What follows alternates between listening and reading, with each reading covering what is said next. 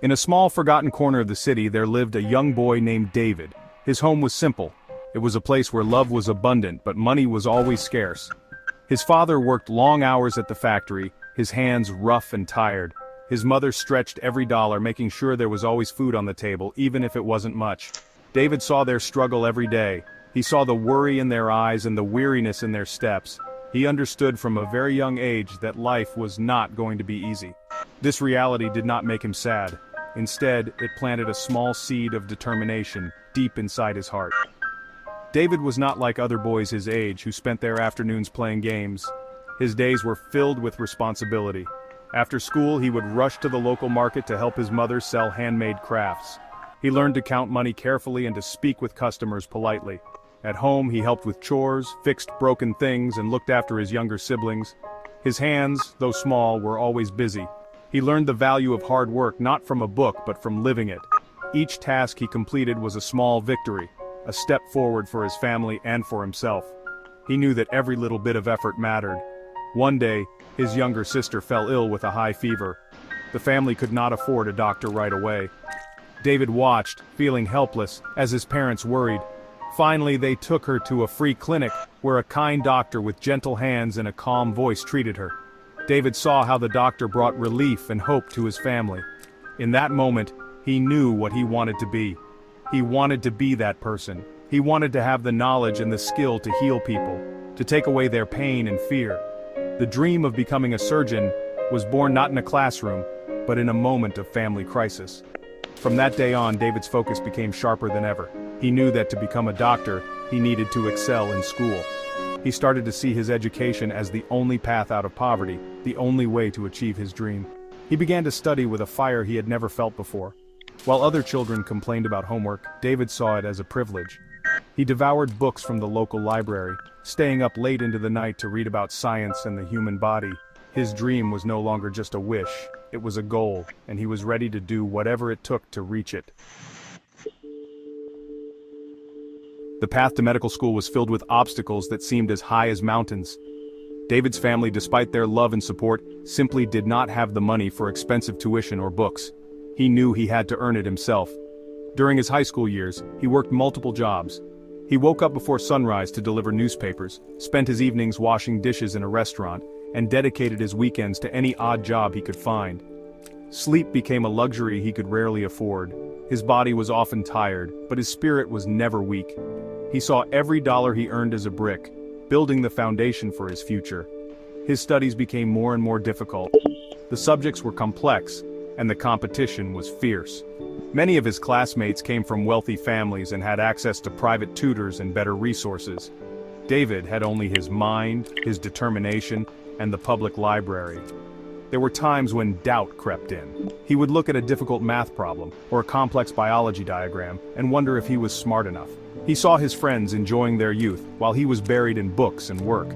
It was a lonely journey, one that required immense self-discipline and an unwavering belief in himself, even when no one else was watching.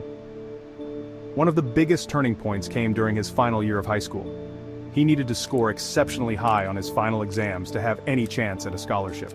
The pressure was immense. He studied for months, isolating himself from everything else. He created a strict schedule, waking up at 4 a.m. to study before work and school, and continuing late into the night. His teachers saw his incredible effort and offered extra help.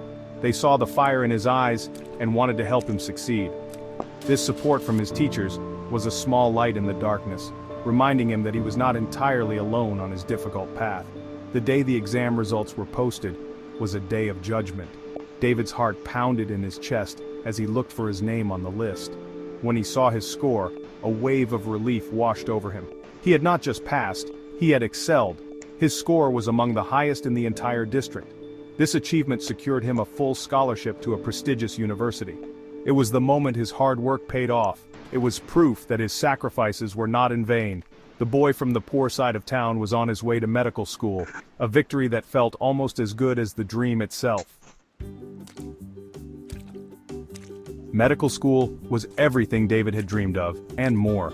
It was also more challenging than anything he had ever faced. The volume of information was overwhelming. He spent countless hours in the library, memorizing anatomical charts, studying diseases, and learning about the intricate workings of the human body. The days were long, and the nights were short. He lived on cheap coffee and instant noodles, channeling all his energy and limited funds into his education. He was surrounded by the brightest minds, and he knew he had to work twice as hard just to keep up. He was driven by the memory of his sister's illness and the promise he made to himself. His true passion was discovered in the operating room. The first time he scrubbed in and watched a surgery, he was in awe. The precision, the focus, and the calm confidence of the surgeons were inspiring. It was a place where knowledge and skill came together to perform miracles. David knew with absolute certainty that this was where he belonged.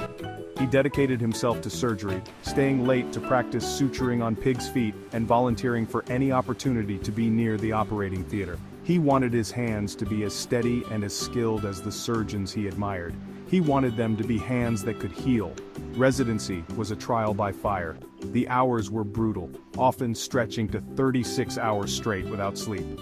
He lived in the hospital, and his life became a cycle of patient rounds, emergencies, and surgeries. There were moments of extreme exhaustion where his mind and body screamed for rest. But then he would see a patient's grateful smile or a family's sigh of relief, and he would remember his purpose. Each successful procedure, no matter how small, fueled his determination. He learned to operate under immense pressure, to make life or death decisions in a split second. He was no longer just a student, he was becoming a surgeon. After years of relentless training, the day finally came when he became a fully qualified surgeon. Dr. David, the boy who once sold crafts in a market, was now a respected professional. His hands, which had once been calloused from manual labor, were now skilled instruments capable of mending broken bodies.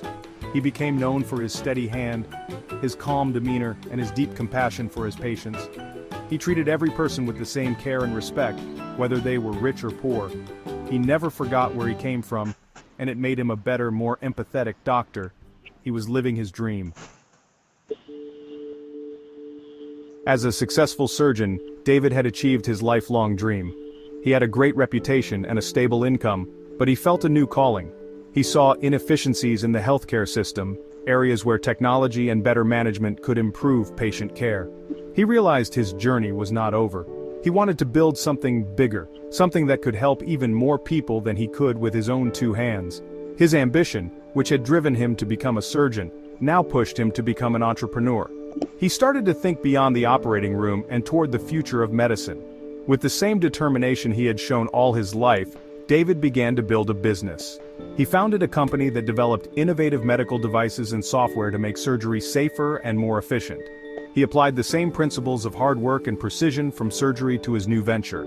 He worked long hours, studied business models, and assembled a team of brilliant people who shared his vision. Many people thought he was crazy to risk his comfortable career, but David saw an opportunity to make a larger impact. He was not afraid of failure, because he had faced much worse obstacles in his life. His business grew into a great success. His company's products were soon being used in hospitals all over the country, improving outcomes for thousands of patients. David had become a leader not just in medicine, but in business as well.